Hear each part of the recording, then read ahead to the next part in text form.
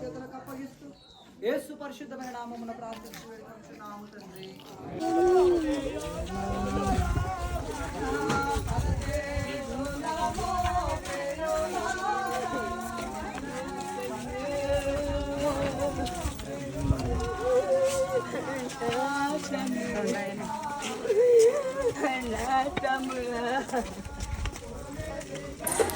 మట్టి నుండి వచ్చిన శరీరము మట్టిలోనే కలవాలి.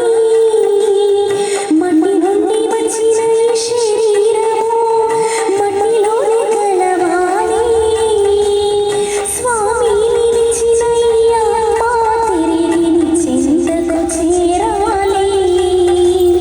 స్వామి నిలిచిన ఆత్మ తిరిగి చింతకు చేరాలి.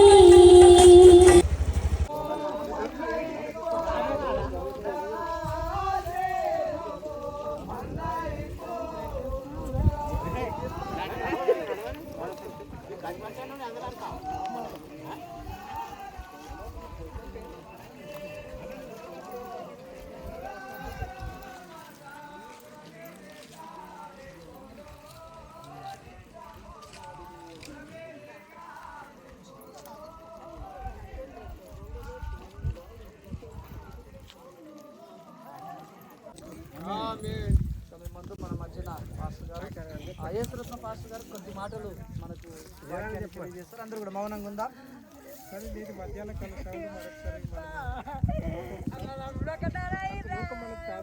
ఇప్పుడు సాగు లాభమే. ఎందుకంటే ఇక్కడ మళ్ళీ ఇంకో లోకం ఉంది. అక్కడ ఇంకో లోకం ఉంది. పునరుత్థానం జీవం నేనే. నాయందు విశ్వసించేవాడు చనిపోయిన బ్రతుకును, బ్రతికిన ఆయన విశ్వసించేవాడు ఎప్పుడు చనిపోవడం. వాడు అక్కడ ఉంటాడు, కలకాలం అక్కడ ఉంటాడు. కనుక క్రీస్తుని ఎరిగినటువంటి వాడు కనుక క్రీస్తులో చనిపోతే కనుక అక్కడ ఇంకో రాజ్యం ఉంది, పరలోక రాజ్యం. కనుక నన్ను నమ్మినటువంటి వారు ఆ రాజ్యం ఉంటుందని ప్రభు చెప్పినాడు. అందుకే ప్రభు అన్నాడు, ఇదిగో మీ హృదయంలో కలవరపడక దేవుని అంత విశ్వాసం వస్తున్నారు, నా అందులో విశ్వాసం వచ్చుడు. నా తండ్రి అనేక నివాసం కలవు. కనుక దేవుని దగ్గర ఎన్నో నివాసాలు, నా తండ్రి అనేక నివాసం కలవు. కనుక నీకు స్థలం సిద్ధపరచవలసింది. కనుక స్థలాన్ని సిద్ధపరచడానికి చేసుకొచ్చాడు. కనుక అక్కడ ఎన్నో ఇళ్ళు కడుతున్నాడు. కనుక తిరిగి మరి కేశప్ప గారి జీవిత యాత్ర ముగించబడ్డది. ఆయన యాత్ర ముగించబడ్డది. కనుక తిరిగి ఆయన డేట్ అయిపోయింది. అందుకే దేవుడికి ఇచ్చిన ఆయన ముందే తెలుసు, దేవునికి ముందే తెలుసు, మనకు తర్వాత తెలుసు. కనుక దేవుడు ఆయన తెచ్చుకున్నాడు. దేవుడు సందేశం. కనుక తిరిగి మనం కూడా భూమి మీద ఉన్నటువంటి వారు మనం కూడా ఒక రోజు వాళ్ళకి పోవాలి. ఆయన పోయిన చోటికి మనం పోవాలి. అందుకు ఒక నిరీక్షణ విశ్వాసం కలిగి ఈ లోకంలో జీవించాలి.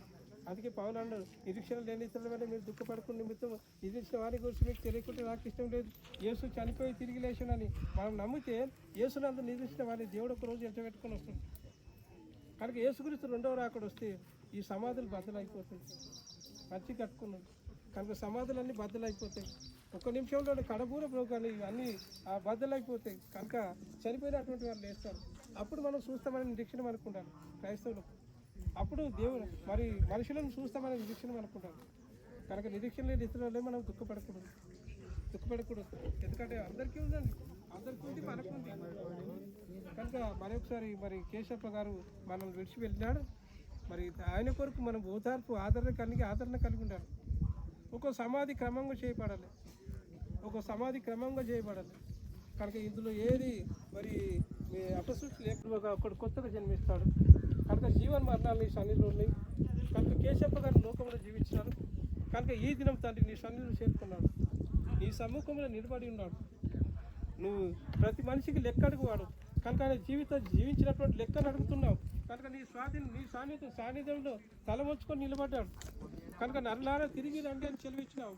కనుక ఆ మాటకు విని మరి తల వంచుకొని నీ సన్నిధికి వచ్చినాడు. నేను రాను లోకంలో ఉంటాను అనలేదు. కనుక నీ పిలుపుని విని నీ సన్నిధికి వచ్చినాడు. కనుక విడిచిన కుటుంబాన్ని ఆదరించండి, అక్క జిల్లాలో గొప్ప ఓదార్పు కలిగించండి.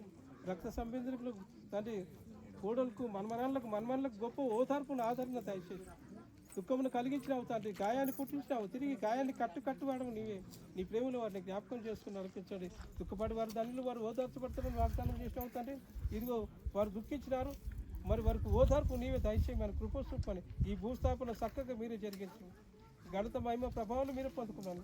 యేసు నామములో ప్రార్థించి అడిగి వేడుకొంటున్నాం తండ్రి. ఆమేన్. వాడిపోతుంది గడ్డి లాంటిది జీవితం, వాడిపోతుంది పువ్వు లాంటిది జీవితం, వాడిపోతుంది గడ్డి లాంటిది జీవితం, వాడిపోతుంది. ఏ దినమందైనా ఏ క్షణమైనా, ఏ దినమందైనా ఏ క్షణమైనా రాలిపోతుంది నేస్తమా, వాడిపోతుంది నేస్తమా, రాలిపోతుంది నేస్తమా, వాడిపోతుంది నేస్తమా. పువ్వు లాంటిది జీవితం, రాలిపోతుంది. గడ్డి లాంటిది జీవితం, వాడిపోతుంది.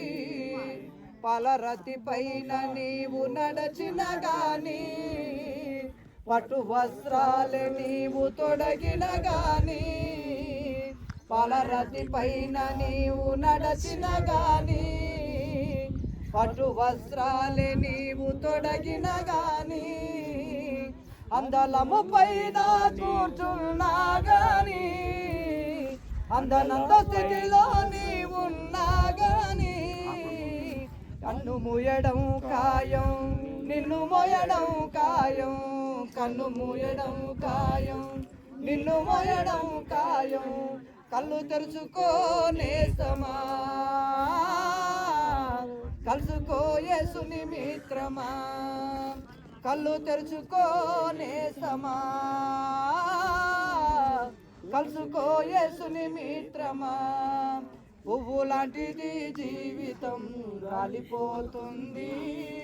గడ్డి లాంటిది జీవితం, వాడిపోతుంది. జ్ఞానమున్నదని నీవు బ్రతికము. 22వ అధ్యాయములో 11 నుంచి 12 వచనాలు ఒకసారి మనం చదువుకుందాం.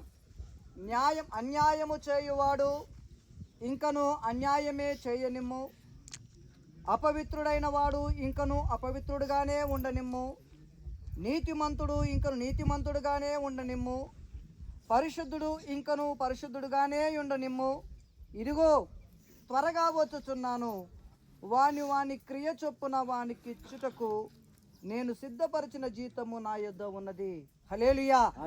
ఈ రోజున పరిశుద్ధ లేఖనం ద్వారా తెలియజేయబడుతున్నటువంటి మాట, అన్యాయము చేయువాడు ఇంకను అన్యాయము చేస్తూనే ఉండనిమ్ము, అపవిత్రుడైన వాడు ఇంకా అపవిత్రుడుగానే ఉండనిమ్ము, నీతిమంతుడు ఇంకా నీతిమంతుడుగానే ఉండనిమ్ము, పరిశుద్ధుడు పరిశుద్ధుడుగానే ఉండనిమ్ము. యేసుక్రీస్తు ప్రభువు ఇదిగో త్వరగా వచ్చుచున్నాను, వాని క్రియల చొప్పున వానికి జీతము సిద్ధపాటు చేస్తున్నాను. ఈ లోకంలో బ్రతుకుతున్న మానవులమైనటువంటి మనము ఎలాంటి జీవితముతో జీవిస్తున్నామో ఆ జీవితాన్ని ఈ రోజున దేవుడు జ్ఞాపకం చేస్తున్నా. అన్యాయము చేయవాడు ఇంకా అన్యాయమే చేయనిమ్ము, వాని జీవితం అన్యాయం చేస్తున్న వాని అన్యాయమే జరగనిమ్ము, అపవిత్రుడైన వాడు ఇంకా అపవిత్రుడుగానే ఉండనిమ్ము, పరిశుద్ధుడు పరిశుద్ధుడుగానే ఉండనిమ్ము, నీతిమంతుడు నీతిమంతుడుగానే ఉండనిమ్ము. ఒక రోజున యేసు ప్రభు రాబోతూ ఉన్నాడు, ఒక రోజున దేవుడు రాబోతున్నాడు. నేను ఇదిగో త్వరగా వచ్చుచున్నాను, వాని క్రియల చొప్పున జీతము నేను సిద్ధపాటు చేసి ఉన్నాను. హల్లెలూయా. ఈ రోజున ఇక్కడ కూడుకున్న మనందరి జీవితాలకు దేవుడు జీవితాన్ని సిద్ధపాటు చేస్తున్నాడట. మనం ఈ లోకంలో భూమి మీద బ్రతుకుతున్న మన జీవితాల్లో మనం ఏం చేస్తున్నాము అనేది దేవునికి సమస్తము తెలిసి ఉన్నది. వాని వాని జీవితమును నేను సిద్ధపాటు చేయుచున్నాను. ఈ రోజున కేశప్ప గారు దేవుడు తన కొరకు ఎలాంటి జీవితాన్ని దేవుడు సిద్ధపాటు చేస్తున్నాడో మనం ఎవరం కూడా గ్రహించలేము. ఎందుకంటే పరిశుద్ధ లేఖనం ద్వారా తెలియజేయబడుతున్న మాట ఏంటంటే, ఈ లోకములో బ్రతుకుతున్న నీవు ఎలాంటి జీవితము జీవిస్తున్నావో నీ అంతరాత్మకు తెలుసు. మనం ఎలాంటి జీవితాన్ని జీవిస్తున్నామో మన అంతరాత్మకు తెలుసు. ఒక మనిషి జీవితంలో ఉన్నటువంటి మర్మము ఏ మనుషుడు కూడా చెప్పలేము, కానీ దేవుడు మాత్రము ఖచ్చితంగా తెలియజేస్తాడు. అందుకని ఇక్కడ అన్నాడు, అన్యాయము చేయవాడు ఇంక అన్యాయముగానే చేయనిమ్ము.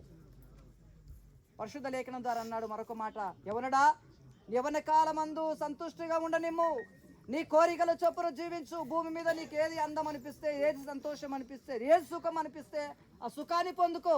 కానీ ఒక రోజున తీర్పు ఉన్నదని మర్చిపోకమన్నాడు. ఒక రోజున తీర్పు ఉన్నది. ఈ రోజున మనందరి జీవితాల నిమిత్తమై దేవుడు తీర్పుడు తీర్చడానికి సిద్ధంగా ఉన్నాడు. ఆయన తీర్పు తీర్చే సమయం త్వరలో రాబోతున్నది. కాబట్టి ప్రభునందు ప్రియ పెద్దలారా, ఇక్కడ కూడుకున్న మనమందరము కూడా దేవుడిచ్చినటువంటి యొక్క వాగ్దానమును గ్రహించి, దేవుడిచ్చినటువంటి మాటలను గ్రహించి, ఈ లోకంలో బ్రతుకుతున్న నీవు దేవునితో కలిసి బ్రతకడానికి తీర్మానం చేసుకుందాం. దేవుడి యొక్క కొన్ని మాటలు దీవించి ఆశీర్వదించునుగాక. ఆమేన్. వచ్చిండు కానీ అంత మా పెద్దప్ప ఇంకో పెద్దప్ప ఆయన ఉండే కానీ అంత లేకుండే.